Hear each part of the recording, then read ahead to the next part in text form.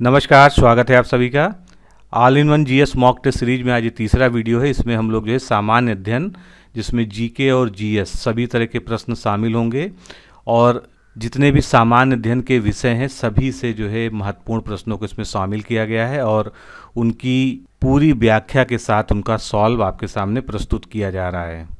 तो जितनी भी परीक्षाएं हैं, चाहे वो खंड शिक्षा अधिकारी की है, समीक्षा अधिकारी, lower PCS mains, UP PCS, Uttar Pradesh उप निरीक्षक यानी यूपीएसआई, इसके अलावा लेखपाल और बाकी सभी जो है एक दिवसीय परीक्षाएं जिसमें जीके और जीएस के क्वेश्चंस आते हैं, सभी के लिए समान रूप से उपयोगी है, इसलिए इसको रेगुलर फॉलो करिए। दोस्तों, अगर आप लोअर पीसीएस मुख्य परीक्षा 2019 देने जा रहे हैं तो आप हमारे संस्थान के द्वारा डिजाइन किए गए इस क्रैश कोर्स से जुड़ सकते हैं, जो कि आपको टेस्ट सीरीज, वीडियो लेक्चर्स और नोट्स के माध्यम से इस परीक्षा की संपूर्ण पाठ्यक्रम की तैयारी करवाएगा। इस क्रैश कोर्स के दो मुख्य भाग हैं। पहला टेस्ट सीरीज है। टेस्ट सीरीज में जो है आप 11 फुल टेस्ट जो पूरे सिलेबस पर आधारित है मिलेंगे आपको, और 5 करंट अफेयर्स के अतिरिक्त टेस्ट मिलेंगे। जितने भी टेस्ट आपको मिलेंगे उनकी व्याख्यात्मक हल सहित आपको पीडीएफ मिलेगी। ये टेस्ट ऑनलाइन आप हमारे ऐप पर या वेबसाइट पर किसी भी प्रकार से दे सकते हैं। व्याख्यात्मक हल वाली पीडीएफ में प्रश्न उत्तर के फॉर्मेट में आपको संपूर्ण नोट्स प्रोवाइड किया जाता है। किस तरह का ये नोट्स है आप देख सकते हैं। तो ये आपके सामने जो है UPSC lower PCS mains exam के लिए जो हमने टेस्ट सीरीज तैयार की है उसका डेमो पीडीएफ यानी टेस्ट 1 खुला हुआ है, और आप देख सकते हैं कि इस सेगमेंट में जो भी क्वेश्चन हमने सेलेक्ट किए हैं उसका पहले हमने उत्तर दिया है, उसकी व्याख्या लिखी है, और व्याख्या से संबंधित जो भी महत्वपूर्ण चीज़ें हैं उसको संपूर्णता के साथ जो है नोट्स के फॉर्म में वहाँ पर आपको दे दिया गया। तो मात्र ये टेस्ट सीरीज नहीं है, ये अपने आप में संपूर्ण नोट्स है, आप देख सकते हैं। इसी प्रकार जो है सभी प्रश्नों की आपको व्याख्या मिलेगी। जितना जरूरी डिटेल है जिस प्रश्न के बारे में, सब कुछ जो है उसमें आपको देखने को मिलेगा, जिससे अगर इस टॉपिक से कोई भी रिलेटेड क्वेश्चन आ जाता है तो आपको जो है उस प्रश्न को सॉल्व करने में कोई दिक्कत ना हो। तो आप सबसे पहले फ्री डेमो टेस्ट पीडीएफ को प्राप्त कीजिए। उसके लिए आपको लोअर मेंस लिखकर इस नंबर पर भेजना है, या इस वीडियो के डिस्क्रिप्शन और कमेंट बॉक्स में जो है आपका उसका लिंक दिया हुआ है, आप उसको वहाँ से डाउनलोड कर सकते हैं। अगर आप संतुष्ट हैं, आपको लगता है आपके एग्ज़ाम में ये डिस्क्रिप्टिव टेस्ट सीरीज सहायक होगी, तो आप निश्चित रूप से हमारे साथ जुड़ सकते हैं। वीडियो लेक्चर क्रैश कोर्स में आपको 3 सेगमेंट मिलते हैं, सामान्य हिंदी, मैथ्स और रीजनिंग। सामान्य हिंदी में आपको पूरे सिलेबस पर आधारित वीडियोस के साथ में पीडीएफ नोट्स भी मिलेंगे, और इन वीडियो लेक्चर्स का भी डेमो उपलब्ध है। डेमो देखने के लिए आप हमारा डिकोड एग्जाम का ऐप डाउनलोड कर लीजिए। उसमें लॉगिन करके वीडियो सेक्शन में जाकर सभी सेगमेंट्स के एक एक वीडियो आप जो है एडमिशन लेने से पूर्व डेमो के तौर पर देख सकते हैं। अगर आपको लगे कि हमारे शिक्षक अच्छा पढ़ाते हैं, आपके अनुरूप पढ़ाते हैं, तो आप जो है निश्चित रूप से इस क्रैश कोर्स प्रोग्राम में जुड़ सकते हैं। और सामान्य हिंदी, मैथ और रीजनिंग, इन वीडियो लेक्चर्स को आप अलग अलग भी ले सकते हैं, एक साथ भी ले सकते हैं, ये आपके ऊपर डिपेंड करता है। वीडियो लेक्चर्स के बारे में अधिक जानकारी के लिए आप इस नंबर पर सीधे कॉल करके या लोअर मेंस लिख के भेज सकते हैं। इसके अलावा अगर आप केवल सामान्य हिंदी का संपूर्ण नोट्स लेना चाहते हैं तो वो ई बुक के फॉर्म में पीडीएफ में अवेलेबल है। उसके लिए आप लोअर हिंदी पीडीएफ बुक लिखकर इस नंबर पर भेज दीजिए। इसमें मुख्य परीक्षा के अनुरूप सामान्य हिंदी के सभी चैप्टर्स को पाठ्यक्रम के अनुसार जो है 100% कवर किया गया है, पूरा नोट्स दिया जाएगा। ये आप देख सकते हैं 300 से अधिक पन्ने की ये पीडीएफ है, जिसमें आपको जो है सारे चैप्टर्स जो है क्रमबद्ध तरीके से जो आपके सिलेबस में है वो आपको उपलब्ध कराए जाएंगे। किसी भी अन्य जानकारी के लिए आप सीधे हमारे सर्विस नंबर 9506742546 पर कॉल करके बात कर सकते हैं। चलिए स्टार्ट करते हैं। पहला प्रश्न आज का देखते हैं। वैदिक संस्कृति के देवताओं के संदर्भ में निम्नलिखित युग्मों पर विचार कीजिए। 3 देवताओं के नाम दिए हैं, उनके सामने जो है उनके कार्य के बारे में दिया हुआ है, और इसमें से कौन से सुमेलित हैं ये हमको बताना है। इंद्र वर्षा के देवता, तो ये बिल्कुल सही दिया हुआ है। मारुत, मारुत का अर्थ आप जानते हैं पवन होता है। क्या ये वनस्पतियों के देवता हैं? तो बिल्कुल नहीं, गलत दिया हुआ है। और वरुण आंधी के देवता, ये भी गलत दिया हुआ है। केवल जो है पहला सही दिया है। इस तरह से ऑप्शन इसका सही क्या हो जाएगा? 1 हो जाएगा। ऋग्वैदिक काल में इंद्र को वर्षा का देवता माना जाता था। वनस्पतियों का जो देवता है उनको सोम को माना जाता था। मारुत को आंधी का देवता माना जाता था। अगला प्रश्न, ललित विस्तार के विषय वस्तु पर आधारित द लाइट ऑफ एशिया पुस्तक किसके द्वारा लिखी गई है? द लाइट ऑफ एशिया पुस्तक जो है बहुत ही चर्चित पुस्तक है, अगर आपने पढ़ा होगा इसके बारे में। तो ये जो है इसके लेखक कौन है? Edwin Arnold. ए ऑप्शन जो है यहाँ पर सही है। महात्मा बुद्ध को एशिया के ज्योतिपुंज या लाइट ऑफ एशिया के रूप में जाना जाता है। ललित विस्तार के विषय वस्तु पर आधारित बुद्ध के जीवन पर एडविन अर्नाल्ड ने द लाइट ऑफ एशिया नामक काव्य पुस्तक की रचना की थी। गौतम बुद्ध का एक सामान्य परिचय देखते हैं। बौद्ध धर्म के प्रवर्तक महात्मा बुद्ध का जन्म 563 ईसा पूर्व कपिलवस्तु लुम्बिनी ग्राम में शाक्य क्षत्रिय कुल में हुआ था। इनके पिता का नाम शुद्धोधन तथा माता का नाम महामाया था। इनके जन्म के 7 दिन बाद इनकी माता का देहांत हो गया था, जिससे इनका पालन पोषण इनकी मौसी प्रजापति गौतमी ने किया था। 16 वर्ष की अवस्था में सिद्धार्थ का विवाह शाक्य कुल की राजकुमारी यशोधरा से हुआ। सिद्धार्थ को यशोधरा से एक पुत्र भी उत्पन्न हुआ था, जिसका नाम क्या था? राहुल था। सांसारिक जीवन में इनकी रुचि न होने के कारण 29 वर्ष की अवस्था में उन्होंने ज्ञान प्राप्ति के लिए घर त्याग दिया था, और बुद्ध द्वारा जो गृह त्याग की घटना थी उसको बौद्ध धर्म में विशिष्ट तौर पर महाभिनिष्क्रमण कहा जाता है। 6 वर्ष की घोर तपस्या के पश्चात इन्हें वैशाख पूर्णिमा की रात 35वें वर्ष वट वृक्ष के नीचे निरंजना नदी के तट पर ज्ञान की प्राप्ति हुई थी। इन्होंने अपना पहला उपदेश सारनाथ में दिया, जिसे बौद्ध ग्रंथों में धर्म चक्र प्रवर्तन के नाम से जानते हैं। 883 ईसा पूर्व कुशीनगर में इनकी मृत्यु हो गई, जिसे बौद्ध परंपरा में महापरिनिर्वाण कहा जाता है। अगला प्रश्न देखते हैं। अलाउद्दीन के सेनापतियों में यह तुगलक वंश का प्रथम शासक था।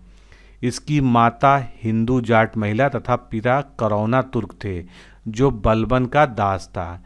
इससे अलाउद्दीन खिलजी के शासनकाल में कई महत्वपूर्ण अभियानों की अध्यक्षता की और इसको दीपालपुर का राज्यपाल नियुक्त किया गया था। इसने कुल 29 बार मंगोल आक्रमणों को विफल किया गया था। तो ये जो टिप्पणी है ये किस तुगलक वंश के शासक से संबंधित है? हमको इस प्रश्न में ये बताना है। मोहम्मद बिन तुगलक, गयासुद्दीन तुगलक, फिरोज शाह तुगलक या नासिरुद्दीन महमूद। चारों ऑप्शंस में से सही ऑप्शंस कौन सा है? गयासुद्दीन तुगलक। गयासुद्दीन तुगलक के बारे में ही ये सारे कथन यहाँ पर आपको दिए हुए हैं। तुगलक वंश 1320 से लेकर 1414 तक दिल्ली की सत्ता पर जो है राज किया तुगलक वंश के शासकों ने। तुगलक वंश की स्थापना गयासुद्दीन तुगलक ने की थी। जो तुगलक वंश का प्रथम शासक था वह 8 सितंबर 1320 को दिल्ली के सिंहासन पर बैठा। गयासुद्दीन तुगलक की माता हिंदू जाट महिला थी तथा उसके पिता जो है एक करौना तुर्क गुलाम था। गयासुद्दीन तुगलक ने 29 अवसरों पर मंगोलों के विरुद्ध युद्ध किया तथा वह मलिक उल गाजी के नाम से प्रसिद्ध हुआ। नेक्स्ट क्वेश्चन देखते हैं। सूची 1 और सूची 2 का हमको सुमेलन करना है। कुछ संस्थाएं दी हुई हैं और किन व्यक्तियों से संबंधित है, इसका हमको सही सुमेलन करना है।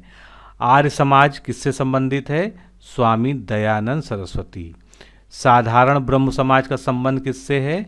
विश्वनाथ शास्त्री। सेंट्रल हिंदू कॉलेज किससे संबंधित है? एनी बेसेंट से। और प्रार्थना समाज के संस्थापक में थे महादेव गोविंद रानाडे। तो डी ऑप्शन जो है यहाँ पर करेक्ट होगा। फिर से इसको एक बार रिपीट कर लेते हैं। आर्य समाज के संस्थापक Swami Dayanand Saraswati, central Hindu college Annie Besant, Prarthana Samaj Govind Ranade. अब कुछ महत्वपूर्ण तथा धार्मिक सामाजिक सुधार आंदोलनों में जो है जिसमें महत्वपूर्ण संस्थाएं और उनके संस्थापक हैं उनको देखते हैं। आत्मीय सभा ये 1815 की है, जो बंगाल में इसकी स्थापना हुई थी और इसके संस्थापक थे राजा राम मोहन राय और ज्योतिबा फूले।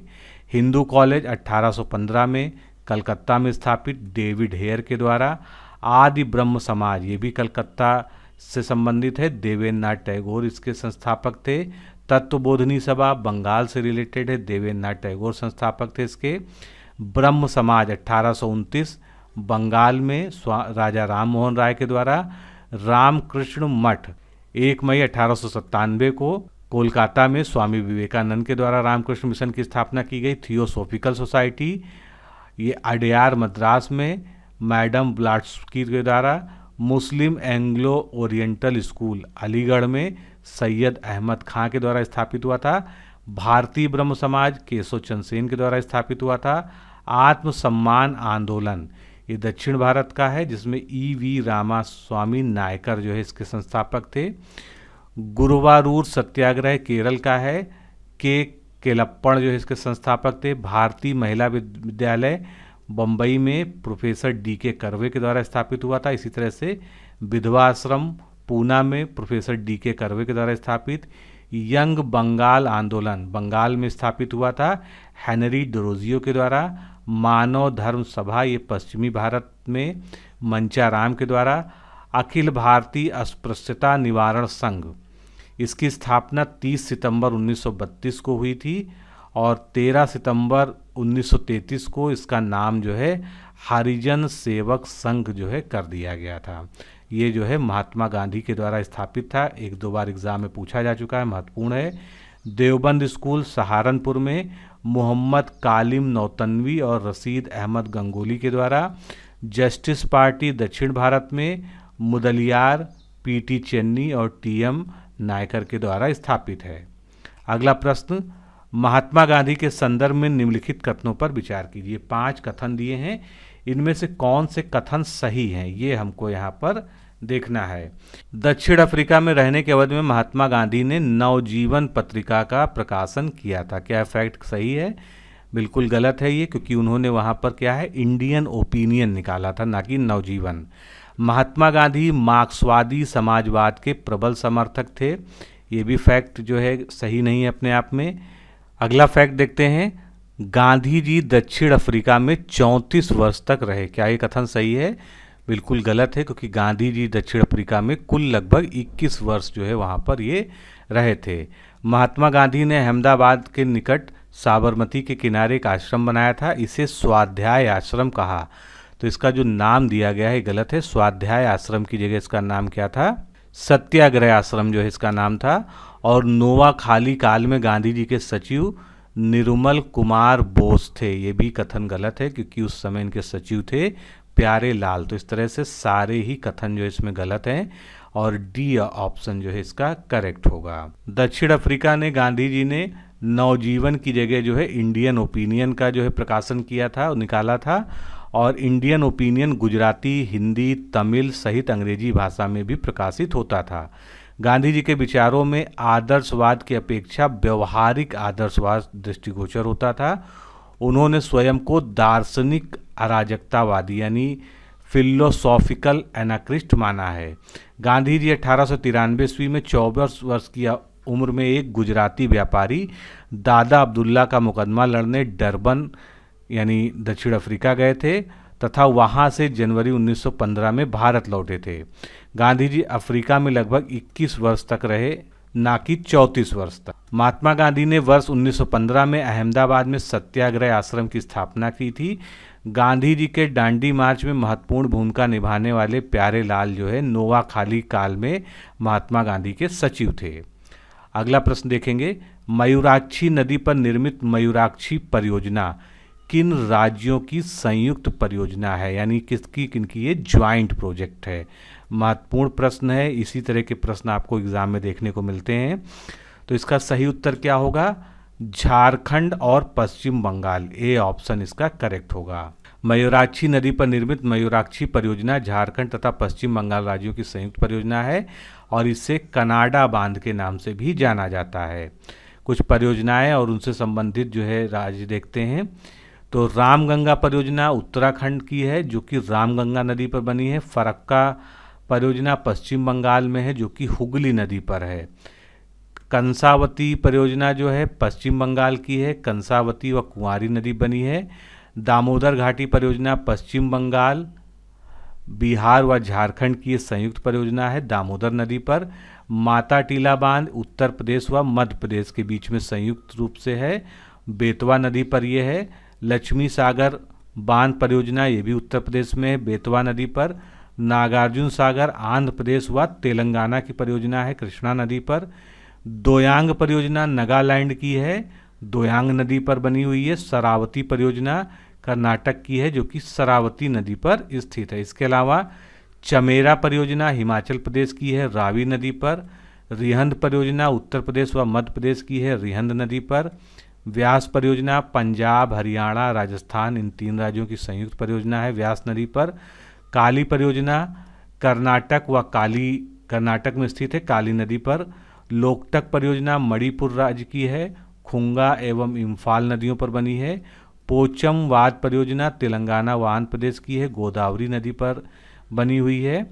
तुंगभद्रा परियोजना ये आंध्र प्रदेश व कर्नाटक की संयुक्त परियोजना है, तुंगा एवं भद्रा के संगम पर ये बनी है। नेक्स्ट क्वेश्चन देखते हैं, भारतीय रेल से संबंधित निम्नलिखित कथनों पर विचार कीजिए। 3 कथन दिए हुए हैं और इनमें से कौन से पूर्णतः सही हैं हमको ये बताना है। भारत से पहला विद्युतीकरण रेल मार्ग मुंबई से कुर्ला के मध्य में कॉल रीडिंग के समय में बना था, बिल्कुल सही कथन है ये। भारत में पहली रेलगाड़ी लॉर्ड डलहौजी के काल में 16 अप्रैल 1853 को मुंबई से ठाणे के मध्य 34 किलोमीटर के रेल मार्ग पर चलाई गई थी। कैसा कथन है ये भी कथन बिल्कुल सही है।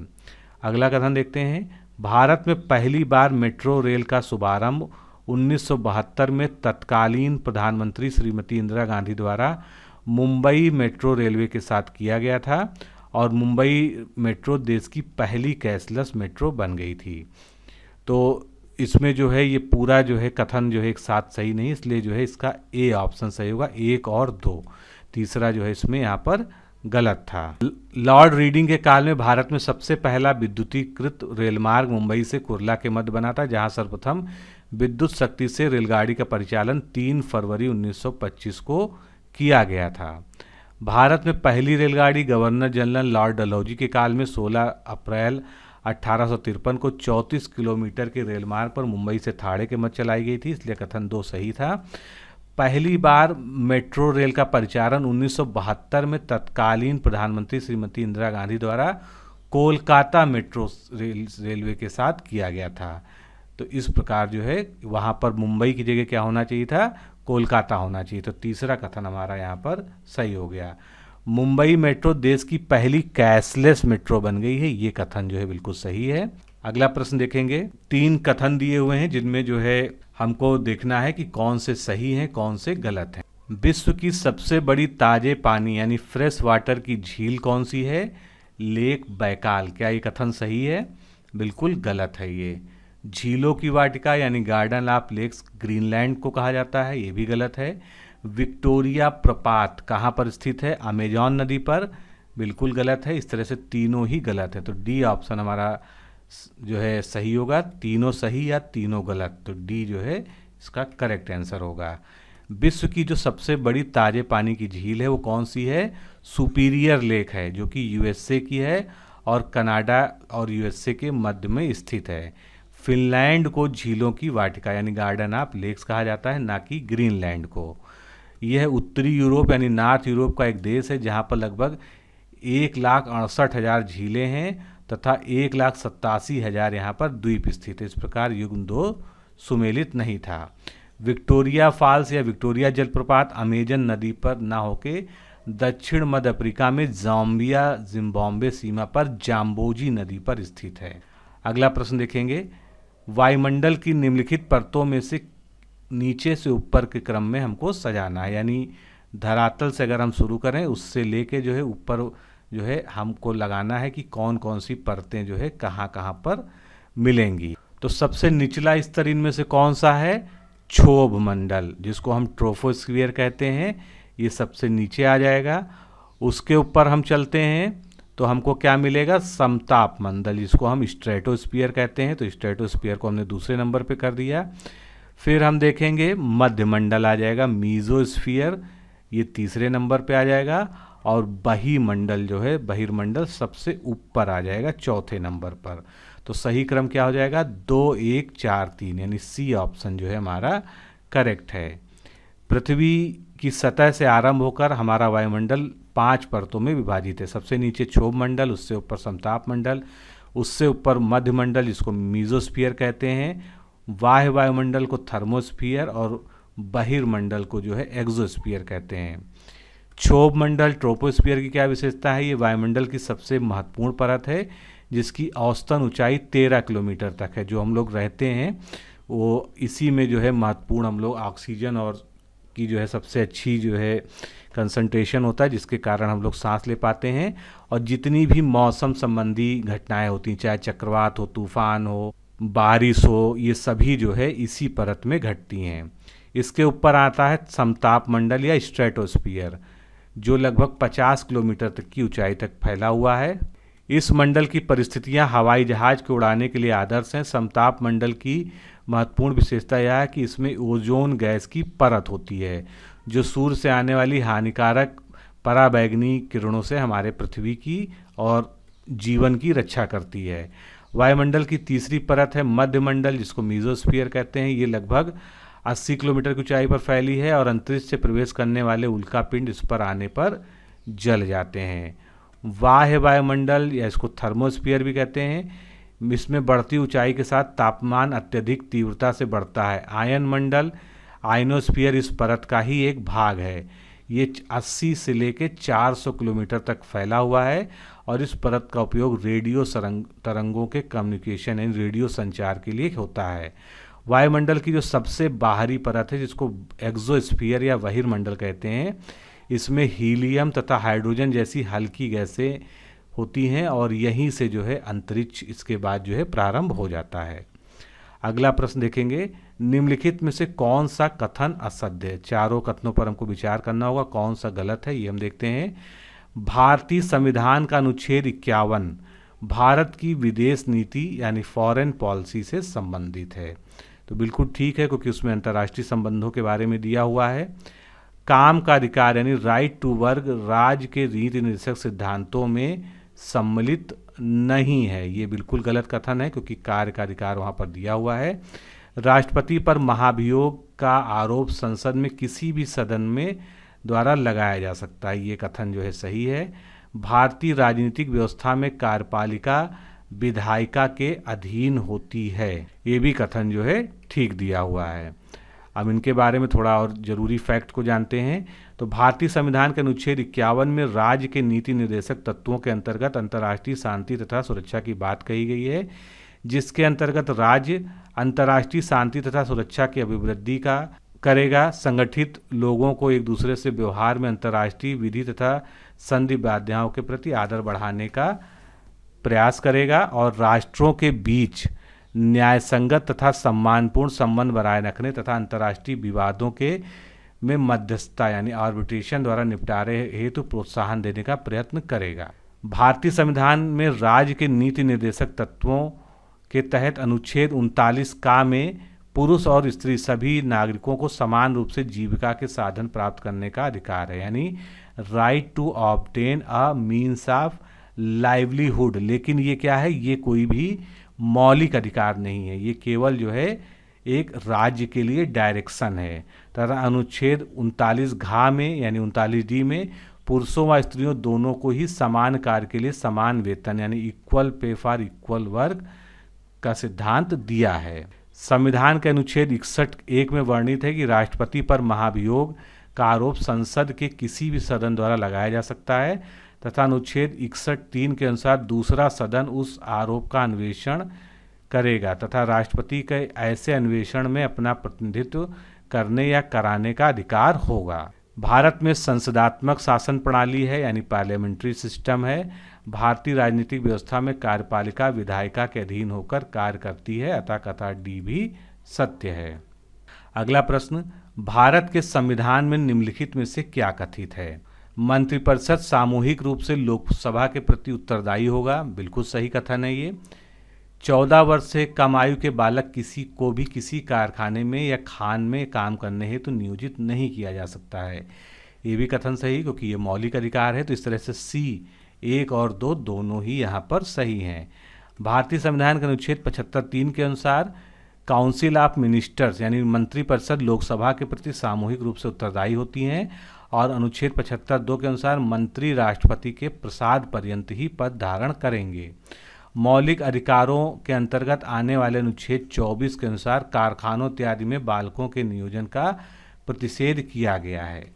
अगला प्रश्न, हाल ही में चर्चा का विषय बनी कुछ संवैधानिक गतिविधियों यानी कॉन्स्टिट्यूशनल एक्टिविटीज़ के संदर्भ में निम्नलिखित कथनों पर विचार कीजिए और इनमें से कौन से सही हैं ये हमको यहाँ पर बताना है। 31 जुलाई 2019 को मुस्लिम महिला विवाह अधिकार संरक्षण विधेयक 2019 को राष्ट्रपति की स्वीकृति प्राप्त हुई। बिल्कुल सही कथन है ये। 26 जनवरी 2020 को अंडमान निकोबार तथा लक्षद्वीप का विलय करके एक केंद्र शासित प्रदेश बना दिया गया। ये कथन बिल्कुल ही गलत। नागरिकता संशोधन अधिनियम 2019 में 1955 के नागरिकता कानून को संशोधित करके 31 दिसंबर 2014 के पहले पाकिस्तान, अफगानिस्तान तथा बांग्लादेश से भारत आए हिंदू, बौद्ध, सिख, जैन, पारसी एवं ईसाई लोगों को भारत की नागरिकता प्रदान करता है। ये भी कथन जो है बिल्कुल ठीक है। तो इस तरह से 1 और 3 ठीक है, दूसरा कथन जो है गलत है। दूसरा कथन क्यों गलत है इसको देखते हैं। तो हाल ही में दादर नागर हवेली और दमन द्वीप को आपस में इनका विलय किया गया है, जो विलय 26 जनवरी 2020 से प्रभावी हो गया है। तो अब जो है भारत में केंद्र शासित प्रदेशों की संख्या कितनी रह गई है? 8 रह गई है। अगला प्रश्न, जनगणना 2011 के अनुसार उच्चतम व न्यूनतम लिंगानुपात वाले यानी सेक्स रेशियो वाले राज्य क्रमशः कौन सा है? यानी एक राज्य जो उच्चतम और एक राज्य जो है जो निम्नतम वाला हो वो कौन सा है? तो उच्चतम न्यूनतम में जो है उच्चतम कौन सा है? केरल है। न्यूनतम कौन सा है? हरियाणा है। तो बी ऑप्शन यहाँ पर करेक्ट होगा। जनगणना 2011 के अनुसार राष्ट्रीय लिंगानुपात कितना है? 943 है। उच्चतम व न्यूनतम वाले राज्य कौन से हैं? केरल का 1084 और हरियाणा का 879। कुछ और फैक्ट जो है जो इससे जुड़े हुए हैं वो देखते हैं। जनगणना 2011 के अनुसार भारत का लिंगानुपात 943 है। 2001 से 2011 के मध्य लिंगानुपात में जो वृद्धि हुई है कितनी हुई है? 10 अंकों की हुई है। उच्चतम लिंगानुपात वाले केंद्र शासित प्रदेश कौन से हैं? पुदुचेरी जिसका 1037 है, दूसरे नंबर पर लक्षद्वीप, तीसरे नंबर पर अंडमान एवं निकोबार। न्यूनतम लिंगानुपात वाले केंद्र शासित प्रदेश तो न्यूनतम है दमन एवं दीव में 618 और दादर एवं नागर हवेली दूसरे नंबर पर और चंडीगढ़ तीसरे नंबर पर। उच्चतम लिंगानुपात वाला जिला कौन सा है देश में? माहे जो कि पुदुचेरी का है, यहाँ पर लिंगानुपात 1176 है। और न्यूनतम लिंगानुपात वाला जिला कौन सा है? दमन है जो कि दमन द्वीप का है, 533 है। उच्चतम ग्रामीण लिंगानुपात यानी रूरल सेक्स रेशियो वाला कौन सा है राज्य? केरल है। और न्यूनतम ग्रामीण लिंगानुपात कहाँ पर है? हरियाणा में ही है। उच्चतम शहरी लिंगानुपात की बात कर लें तो ये भी केरल में है और न्यूनतम शहरी लिंगानुपात कहाँ पर है? जम्मू कश्मीर में है। अगला अपडेट, जनगणना 2011 के अनुसार देश की कुल आबादी में निम्नलिखित में से किस आयु वर्ग का प्रतिशत सर्वाधिक है? बहुत ही महत्वपूर्ण क्वेश्चन है और इस तरह का ही एक प्रश्न जो है पूछा जा चुका है पीसीएस में भी। तो इसमें से हमको बताना है कि कौन सा ऐसा आयु वर्ग है जिसमें सबसे ज़्यादा जो है भारत की जनगणना समाहित होती है। तो वो आयु वर्ग कौन सा है? 15 वर्ष से 59 वर्ष। इसीलिए भारत को जो है क्या कहा जाता है? कार्यशील जनसंख्या वाला देश कहा जाता है। यहाँ पर जो है कार्यशील जनसंख्या जो है सर्वाधिक है। जनगणना 2011 में 0 से 4 आयु वर्ग का प्रतिशत कितना है? 9.3 है। 0 से 14 का 30.8 है। 2011 में ही 25 वर्ष से कम आयु यानी 0 से लेकर 25 वर्ष तक की कुल आयु 54% लोग हैं। और 2011 में देश में कुल आबादी में 1500 से 59 वर्ष आयु वर्ग जिसको कार्यशील जनसंख्या भी कहा जाता है वो कितना है? 60.3%। अगला प्रश्न देखेंगे, कथन और कारण के रूप में है। प्राकृतिक वनस्पति जलवायु का सही सूचकांक है। बिल्कुल सही कथन है ये। जलप्रिय पौधे यानी जो वाटर लविंग प्लांट्स होते हैं यानी इनको हम हाइड्रोफाइट्स भी कह सकते हैं, आर्द्र जलवायु में पाए जाते हैं। क्या ये कथन सही है? हाँ बिल्कुल सही है। और कथन और कारण दोनों सही है और इसका स्पष्टीकरण भी ठीक है। तो ए ऑप्शन यहाँ पर हमारा करेक्ट होगा। प्राकृतिक वनस्पति जो होती है वो जलवायु का सही इंडिकेशन देती है, क्योंकि जब वातावरण में कार्बन डाइऑक्साइड की मात्रा बढ़ती है तो जलवायु परिवर्तन से प्राकृतिक वनस्पति में भी परिवर्तन दिखने लगता है। वाटर लविंग प्लांट्स का जलवायु में ह्यूमिडिटी कम होने पर क्षरण होने लगता है। अगला प्रश्न देखते हैं, पेड़ पौधों तथा जंतुओं की सर्वाधिक विविधता कहाँ दृष्टिगोचर होती है? चार जो है भौगोलिक क्षेत्र दिए हुए हैं दुनिया के, इनमें से पेड़ पौधों की और जंतुओं की यानी लिविंग बीइंग्स की जो है सबसे ज़्यादा बायोडाइवर्सिटी कहाँ पर देखने को मिलती है? तो जो उष्ण कटिबंधीय आर्द्र वन है, जिसको हम उष्ण कटिबंधीय वर्षा वन भी कह सकते हैं, ट्रॉपिकल रेन फॉरेस्ट, यहाँ पर जो है सबसे ज़्यादा बायोडाइवर्सिटी होती है। अगला प्रश्न देखेंगे, निम्नलिखित में से उस उपयुक्त विकल्प का चयन कीजिए जो कि रबी, खरीफ व जायद की फसल को इसी क्रम में व्यवस्थित करती है। यानी इनमें से कौन सा ऐसा विकल्प है जिसमें पहले नंबर पर रबी की फसल है, दूसरे नंबर पर खरीफ है, तीसरे नंबर पर जायद है? थोड़ा सा अगर आप सोचेंगे तो आप सही उत्तर दे लेंगे। और इस तरह के प्रश्न जो है बीईओ में आने की बहुत ज़्यादा संभावना है, क्योंकि बीईओ में बहुत ज़्यादा प्रश्न एग्रीकल्चर पर झुकाव होता है उनका। तो रबी, खरीफ और जायद का सही क्रम क्या है? A option. जौ रबी की फसल है, खरीफ ज्वार जो है, खरीफ में ज्वार और जायद में ककड़ी। तो ए ऑप्शन यहाँ पर बिल्कुल सही होगा। रबी की फसल अक्टूबर नवंबर में भारत में बोई जाती है और मार्च अप्रैल में इसकी कटाई होती है। चना, मटर, गेहूं, आलू, सरसों, मसूर आदि रबी की फसलें हैं। खरीफ की फसलों की बुआई जून जुलाई में होती है बरसात के साथ में, और इसको अक्टूबर नवंबर में जाड़ा शुरू होने से पहले काट लिया जाता है। खरीफ में जो है प्रमुख फसलें हैं ज्वार, बाजरा, चावल, तिल, मक्का, मूंगफली। और जायद की फसलें मार्च अप्रैल में बोई जाती हैं गर्मी की शुरुआत के साथ में, और जून जुलाई में बरसात आने तक इसको काट लिया जाता है। ककड़ी, खीरा, तरबूज, खरबूज और बाकी बहुत सारी जो हरी सब्जियां होती हैं वो सभी जायद के अंतर्गत ही आती हैं। अगला देखते हैं, सुमेलन करते हैं सूची 1 और सूची 2 का। एक तरफ जो है कृषि की कुछ विशिष्ट पद्धतियां दी हुई हैं और वो किससे संबंधित है, हमको इसका सुमेलन करना है। विटीकल्चर, विटीकल्चर किसकी खेती होती है? अंगूर की, यानी ग्रेप्स की जो है कल्चर करना, ग्रेप्स की खेती करना जो है विटीकल्चर कहलाता है। उसके बाद हम बात करते हैं सेरीकल्चर। सेरीकल्चर बहुत ही फेमस है, रेशम यानी सिल्क का उत्पादन। ऑलिवी कल्चर किससे संबंधित है? तो अगर आप जो है ऑलिवी का ऑलिव ले लें, यानी ऑलिव ऑयल आप जानते हैं, ऑलिव ऑयल क्या होता है? जैतून होता है, तो इससे किससे संबंधित है? जैतून की खेती से संबंधित।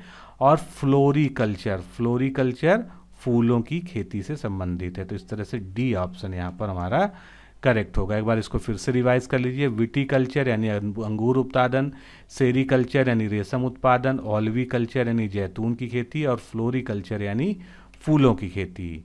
कुछ अन्य विशिष्ट कृषि के प्रकार क्या हैं? पिसीकल्चर मतलब मछली उत्पादन, हॉर्टिकल्चर बागवानी फसलों का उत्पादन, एपीकल्चर शहद उत्पादन, सिल्वीकल्चर जो है वनों के संरक्षण एवं संवर्धन से संबंधित, जिसमें प्रमुख रूप से ऐसे पौधे आते हैं जो वुडी प्लांट्स होते हैं, यानी वुड के लिए, लकड़ी के लिए जो है वनों का संरक्षण एवं संवर्धन किया जाता है।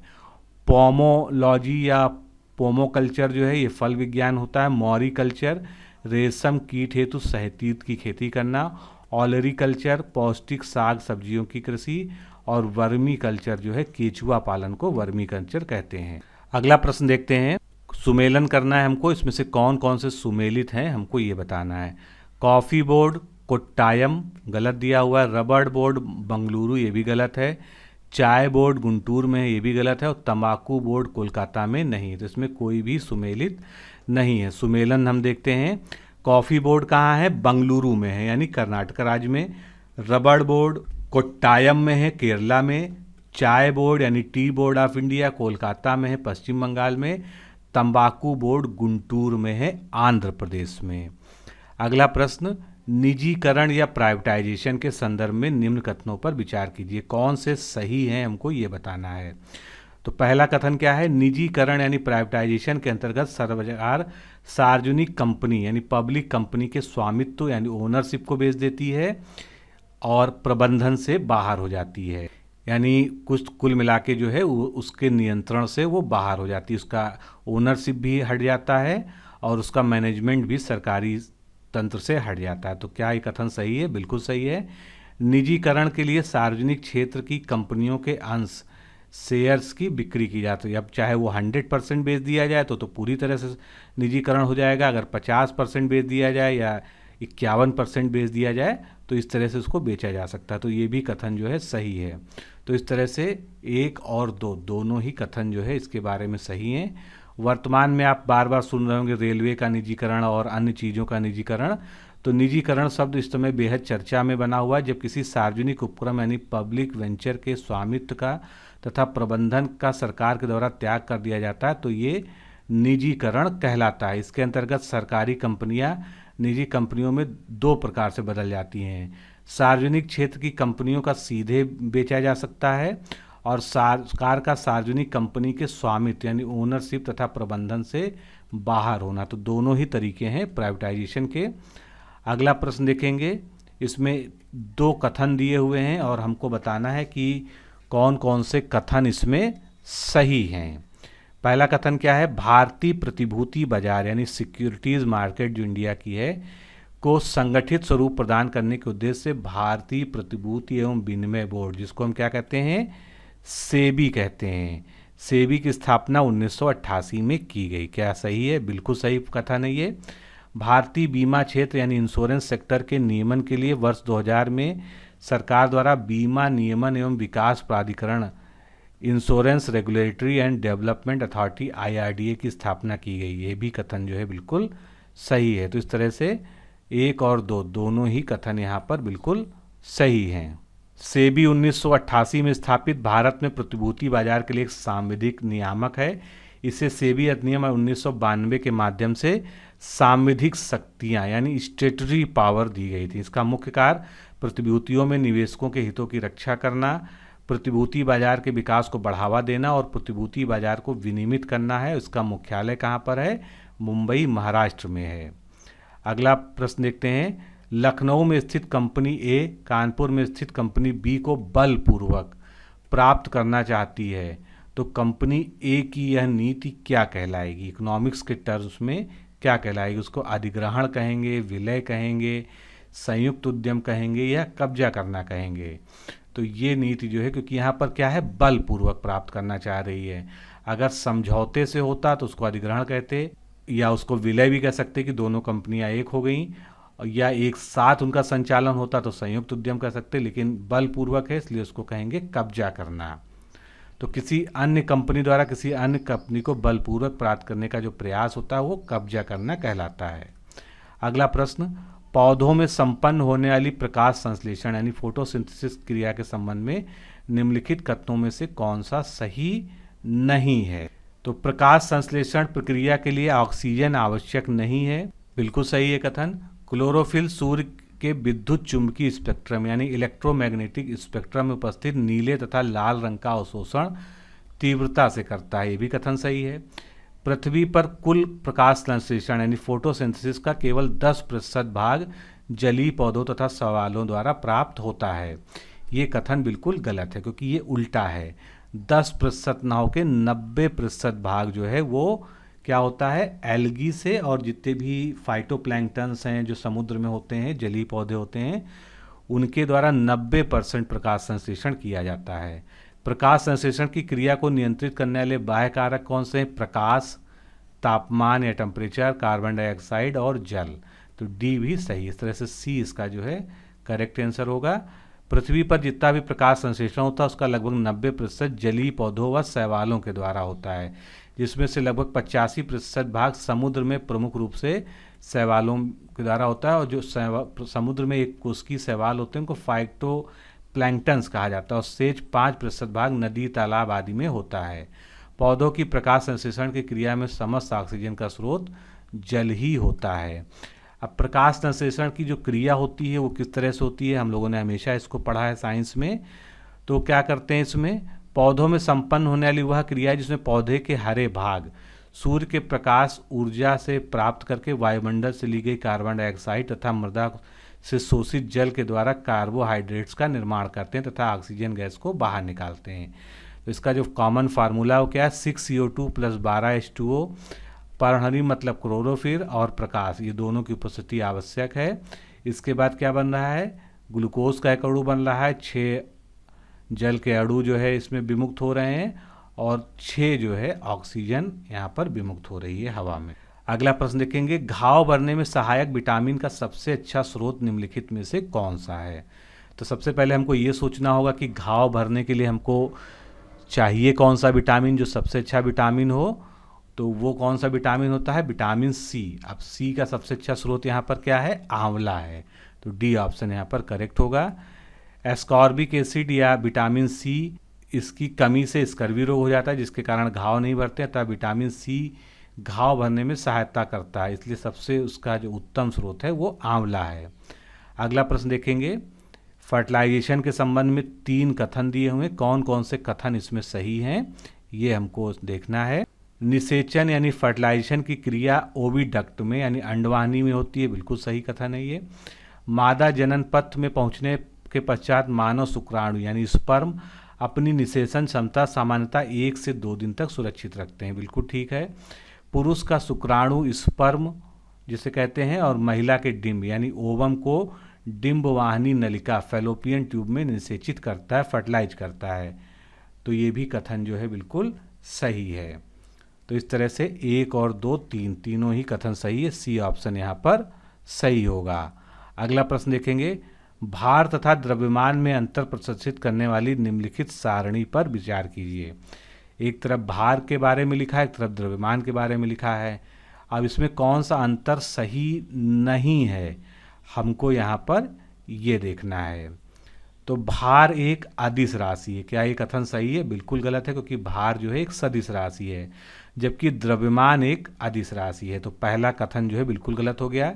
भार का मात्रक न्यूटन होता है और द्रव्यमान का मात्रक ग्राम या किलोग्राम होता है, ये कथन तो ठीक है। वस्तु का भार प्रत्येक स्थान पर नियत रहता है, बिल्कुल गलत है, क्योंकि भार जो है स्थान के साथ बदलता है और द्रव्यमान बिल्कुल भी नहीं बदलता, द्रव्यमान सब जगह एक जैसा होता है। तो इस तरह से पहला और तीसरा जो है गलत है, 1 और 3 गलत है, केवल दूसरा यहाँ पर सही है। भार क्या है, एक सदिश राशि है, वेक्टर यूनिट है, जबकि द्रव्यमान क्या है जिसको हम मास कहते हैं, मास जो है एक स्केलर यूनिट है। किसी वस्तु का भार भिन्न भिन्न स्थानों पर भिन्न भिन्न हो सकता है, परंतु वस्तु का द्रव्यमान जो होता है वो हमेशा एक जैसा ही रहता है। अगला प्रश्न कथन और कारण के फॉर्म में है।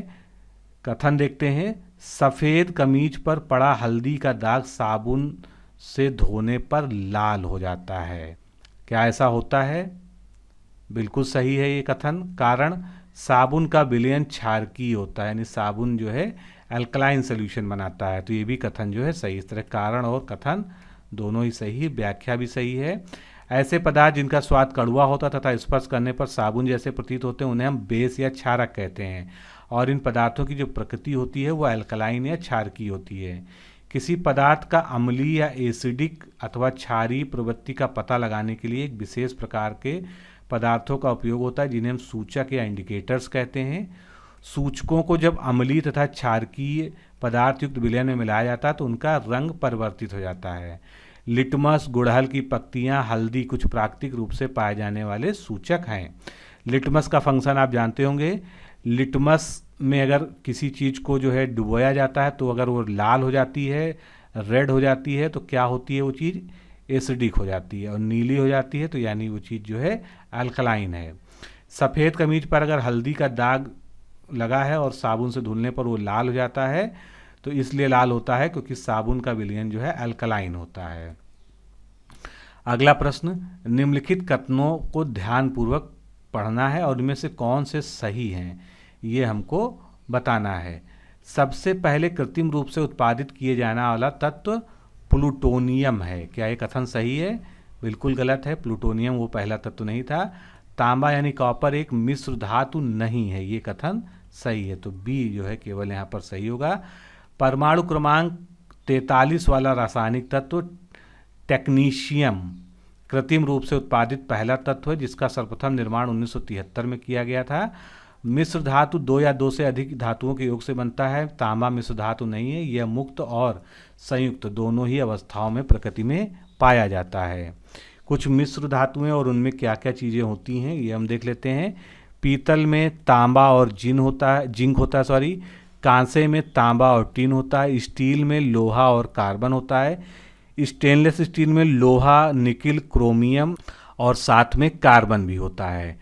टाका जिसको हम सोल्डर कहते हैं कॉमन जो है, सीसा और टिन से मिलकर बनता है। ड्यूरालुमिन, इसमें एल्युमिनियम, मैग्नीशियम, कॉपर और मैग्नीज होता है। जर्मन सिल्वर में सिल्वर बिल्कुल नहीं होता है, इसमें तांबा होता है, निकिल होता है और जिंक होता है। अगला प्रश्न कथन और कारण के फॉर्म में है। कथन पढ़ते हैं। योगी आदित्यनाथ के नेतृत्व वाली वर्तमान उत्तर प्रदेश सरकार कई स्थलों, शहरों, इकाइयों के नाम परिवर्तित करने पर अपना ध्यान केंद्रित कर रही है। तो बिल्कुल सही है, कई सारे जो है नाम परिवर्तन हुए हैं शासनकाल में।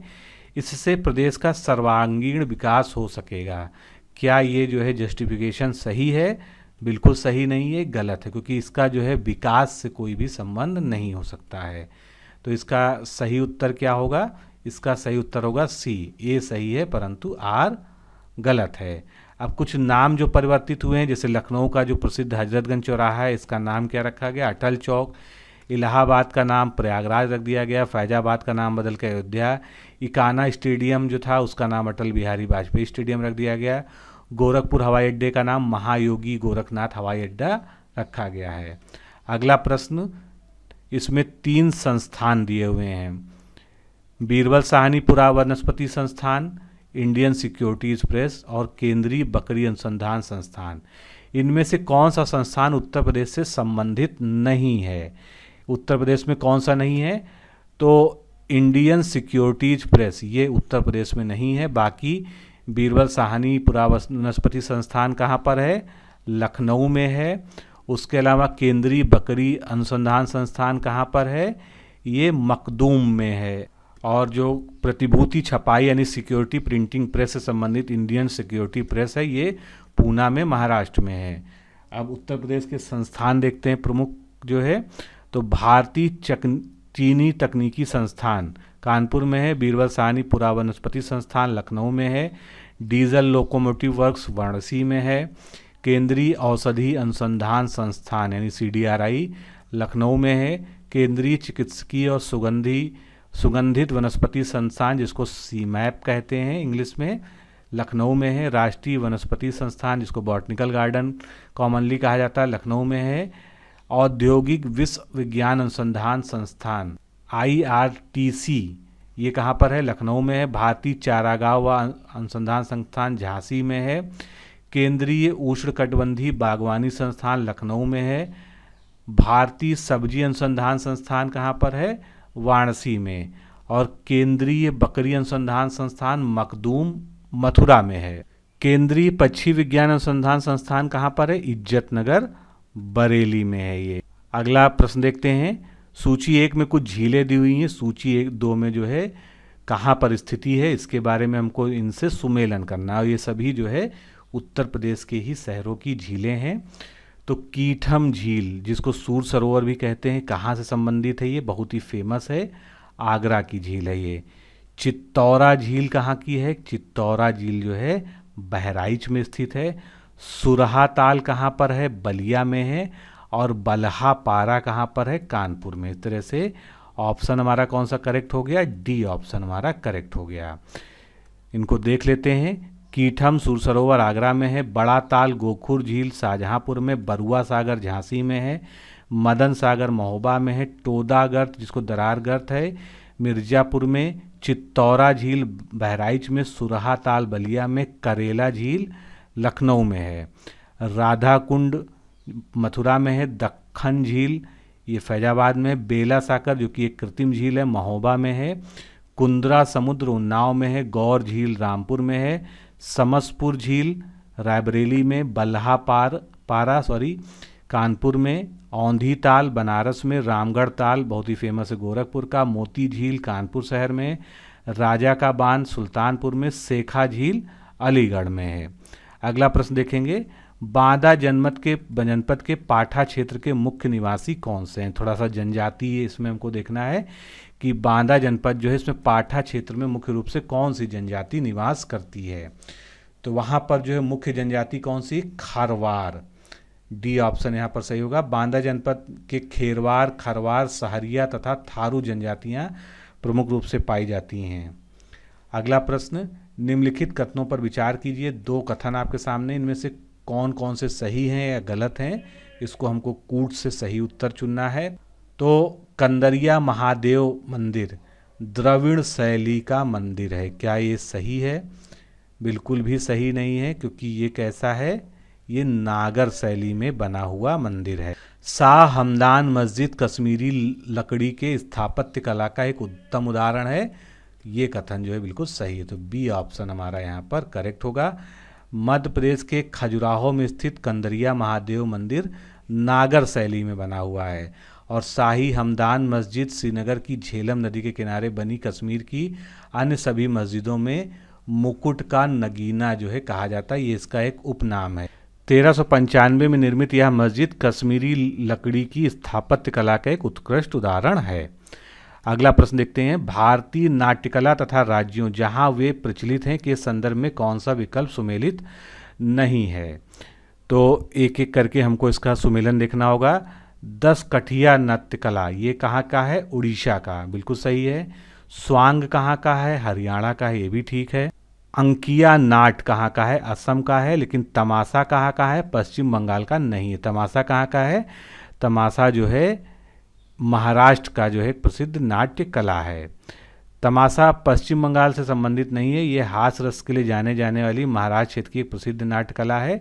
इसमें महिलाएं पुरुषों की भूमिका निभाती हैं। 10 कठिया ये ओडिशा क्षेत्र के प्रसिद्ध लोकप्रिय नाटक है तथा स्वांग नाट्य कला का संबंध हरियाणा व पंजाब से है। अंकिया नाट असम राज्य की परंपरागत नाट्य कला है, जिसमें कृष्ण के जीवन से जुड़ी घटनाओं का मनमोहक चित्रण किया जाता है। अगला प्रश्न देखेंगे, सूची 1 और सूची 2 इनका जो है हमको मिलान करना है। कुछ मिसाइल्स और उस तरह के आयुध दिए हुए हैं और वो हैं क्या, इनको हमको मिलाना है। तो इंद्र क्या है? इंद्र जो है एक रडार है, बिल्कुल सही है। इसके बाद दूसरा देखते हैं तेजस। तेजस क्या है? भारत में निर्मित प्रथम लड़ाकू विमान है, ये भी ठीक है। ब्रह्मोस क्या है? एक मिसाइल है, एक प्रक्षेपास्त्र है। और श्रीनेक्स क्या है? ये भारत और श्रीलंका के बीच होने वाला एक नौसैनिक सैन्य अभ्यास है। इंद्र यानी इंडियन डॉपलर रडार भारत के रक्षा अनुसंधान विकास संगठन यानी DRDO द्वारा विकसित एक 2D रडारों की श्रृंखला है। देशज तकनीक से विकसित तेजस भारत में निर्मित प्रथम हल्का लड़ाकू विमान है। इसे 1 अगस्त 2003 को पहली बार तेज गति के साथ उड़ान भरी थी इसने। ब्रह्मोस एक सुपरसोनिक क्रूज मिसाइल है। भारत में रूस के सहयोग से बनी ब्रह्मोस मिसाइल की परास लगभग 290 किलोमीटर है। और स्लिनेक्स जो है भारत तथा श्रीलंका के मध्य किए जाने वाला एक संयुक्त सैन्य अभ्यास है। हाल ही में इसका 7वां संस्करण 2019 में विशाखापट्टनम आंध्र प्रदेश में आयोजित किया गया था। अगला प्रश्न, out of print newspapers journalism and the business of news in the digital age नामक पुस्तक को किसने लिखा है? तो काफ़ी फेमस बुक है, इसको लिखा है जॉर्ज ब्रॉक ने। डी ऑप्शन यहाँ पर करेक्ट होगा। अगला प्रश्न देखेंगे, हाल ही में 31 मई 2020 को योग के बारे में सभी नागरिकों में जागरूकता प्रसारित करने के लिए 21 जून 2020 को आयोजित हुए 6ठे अंतर्राष्ट्रीय योग दिवस के अवसर पर प्रधानमंत्री नरेंद्र मोदी ने किस नाम से एक वीडियो ब्लॉगिंग प्रतियोगिता की घोषणा की थी, जिसमें ये कहा था मोदी जी ने कि अपना आप वीडियो बनाकर अपलोड कीजिए और उसके लिए एक प्रतियोगिता का आयोजन हुआ। तो उसका नाम क्या था प्रतियोगिता का, हमको ये बताना है। तो प्रतियोगिता का नाम था मेरा जीवन मेरा योग। बी ऑप्शन जो है यहाँ पर सही है। और ये प्रतियोगिता जो है ये आयुष मंत्रालय तथा भारतीय सांस्कृतिक परिषद का एक संयुक्त प्रयास था। अगला प्रश्न, हाल ही में हुई अंतर्राष्ट्रीय नियुक्तियों से संबंधित सूची 1 और सूची 2 का सुमेलन कीजिए। तो देखते हैं कौन कौन सी नियुक्तियां हुई। पोलैंड के राष्ट्रपति कौन बने हैं? आंद्रेज डडा। इसका जो है क्या सही हुआ? तीसरा सही हुआ, आंद्रेज डडा। फिर आइसलैंड के अगर राष्ट्रपति की बात करें तो आइसलैंड के राष्ट्रपति कौन बने हैं? गुडनी जोहानसन। और मलावी के राष्ट्रपति लोजर चकवेरा और इंडोनेशिया के राष्ट्रपति जोको विडोडो। तो इस तरह से डी ऑप्शन यहाँ पर हमारा करेक्ट होगा। अगला प्रश्न देखते हैं, हाल ही में 10 फरवरी 2020 को गिरिराज किशोर का निधन हो गया, वो किस क्षेत्र से संबंधित थे? तो गिरिराज किशोर क्या थे? एक प्रसिद्ध हिंदी उपन्यासकार थे। अब बहुत सारे चर्चित व्यक्तियों का हाल ही में निधन हुआ है और जब भी निधन होता है किसी का तो उनका क्षेत्र जो है सबसे महत्वपूर्ण होता है, वही पूछा जाता है एग्जाम में। तो देख लेते हैं। पी परमेश्वरन, ये कौन थे? आरएसएस के एक प्रचारक थे। सुनंदा पटनायक लोक गायिका थी, उड़िया लोक की। खगेंद्र ठाकुर साहित्यकार आलोचक थे। किर्क डगलस हॉलीवुड के अभिनेता थे। बापू नाडकर्णी पूर्व भारतीय क्रिकेटर थे। दिलीप पारिक गुजरात के पूर्व मुख्यमंत्री थे। लालजी टंडन जो सबसे रिसेंट डेथ हुई है वो राजनीतिज्ञ थे और मध्य प्रदेश के वर्तमान महामहिम राज्यपाल थे। C.S. शेषाद्री एक प्रसिद्ध मैथमेटिशियन यानी गणितज्ञ थे। लीला सत्यनारायण महाराष्ट्र राज्य की पहली महिला निर्वाचन आयुक्त थीं। रमेश टीकाराम पैरा बैडमिंटन खिलाड़ी थे। जैक चार्ल्टन फुटबॉलर थे इंग्लैंड के।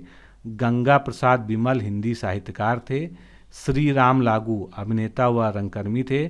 सैली मॉरिसन ये बॉलीवुड की अभिनेत्री थी। T.N. शेषन काफ़ी फेमस नाम है, इनके बारे में तो बताने की भी आवश्यकता नहीं। ये 10वें मुख्य चुनाव आयुक्त थे जिन्होंने चुनाव को में जो है सबसे ज़्यादा जो है भारतीय इलेक्शन सिस्टम में सुधार किए।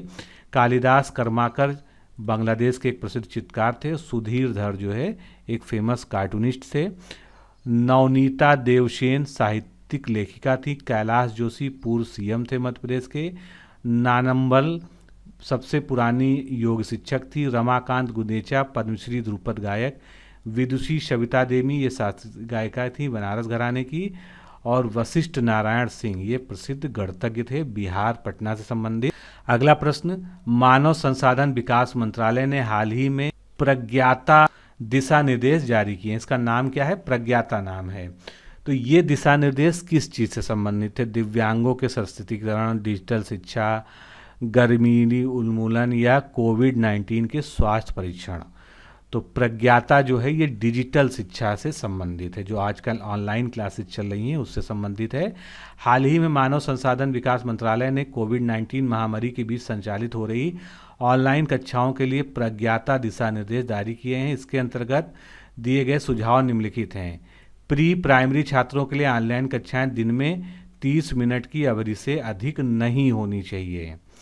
पहली से 8वीं कक्षा के लिए एक दिन में 45 मिनट के 2 से ज़्यादा ऑनलाइन सत्र नहीं होने चाहिए। 9 से 12 तक के विद्यार्थियों के लिए 45 मिनट के अधिकतम 4 सत्र होने चाहिए। तो दोस्तों, इस तरह से आज के इस सेगमेंट में हमने महत्वपूर्ण प्रश्नों को उनकी संपूर्ण व्याख्या के साथ सॉल्व किया।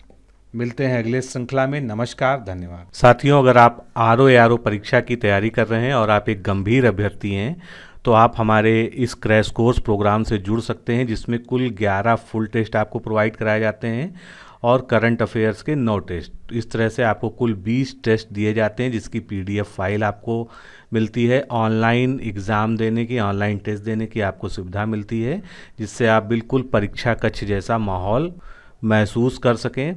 तो आपके सामने हमारे क्रैश कोर्स के टेस्ट सीरीज की एक डेमो PDF की फ़ाइल आपके सामने खुली है। इसी तरह से आपको जो है सारी PDF जो मैंने आपको बताया दी जाती है।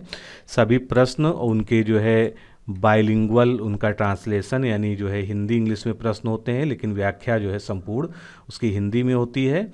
प्रश्न का उत्तर देने के साथ ही में उसके बारे में जितनी भी चीज़ें इंपॉर्टेंट हैं, जो भी कंटेंट उस टॉपिक को क्लियर करने के लिए आवश्यक हैं, वो जो है व्याख्या में लिख दी जाती हैं, जो आप देख सकते हैं।